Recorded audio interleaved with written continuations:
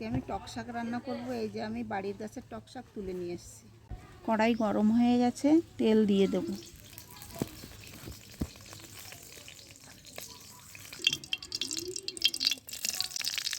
তেল গরম হয়ে গেছে, আমি ফোড়নে দেব শুকনো লঙ্কা, কটা সর্ষে আর কটা থেতো করা রসুন।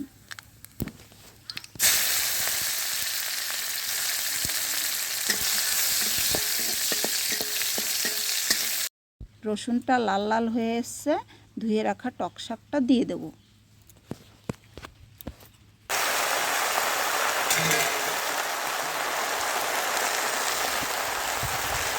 স্বাদ মতন লবণ আর পরিমাণ মতো হলুদ দিয়ে দেব।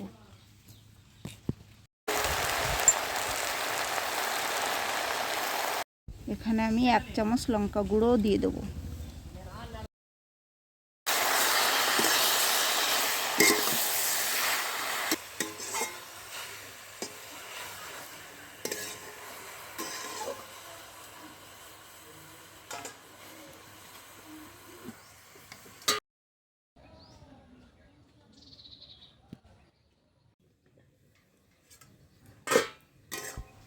টক শাকটা ভালোভাবে সেদ্ধ হয়ে গেছে, এটাকে আমি এখন ভালোভাবে নেড়ে চেড়ে রান্না করব।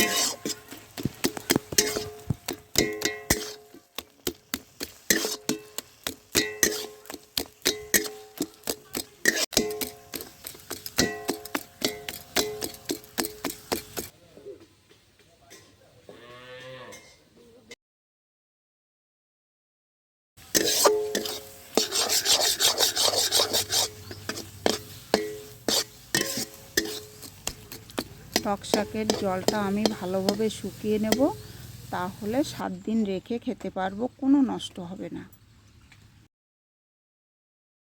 শাকটা রান্না করা হয়ে গেছে, এবার আমি তুলে নেব।